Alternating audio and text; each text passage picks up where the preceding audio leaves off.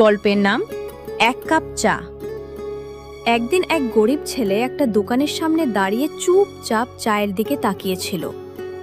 দোকানদার তাকে দেখে বলল, চা খাবি? ছেলেটা মাথা নিচু করে বলল, না কাকু, টাকা নেই। দোকানদার কিছু না বলে এক কাপ চা আর দুটো বিস্কুট তার হাতে দিয়ে বলল, টাকা লাগবে না, খেয়ে নে। ছেলেটা চা খেয়ে শুধু বলল, একদিন আমি আপনার এই উপকারের দাম দেব। দোকানদার হেসে বলল, উপকারের দাম দিতে হয় না, সুযোগ পেলে অন্য কাউকে সাহায্য করিস। অনেক বছর কেটে গেল। একদিন সেই দোকানদার খুব অসুস্থ হয়ে হাসপাতালে ভর্তি হলেন। চিকিৎসার খরচ অনেক বেশি। হঠাৎ একজন ডাক্তার এসে বললেন, আপনার চিকিৎসার সব খরচ হয়ে গেছে।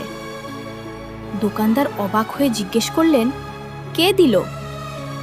ডাক্তার মুচকি হেসে বললেন, যে ছেলেটাকে একদিন এক কাপ চা খাইয়েছিলেন, আজ সে ডাক্তার।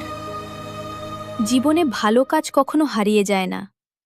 হয়তো আজ তার ফল পাবেন না, কিন্তু কোনো একদিন কোনো একভাবে সেটাই আপনার কাছে ফিরে আসবে।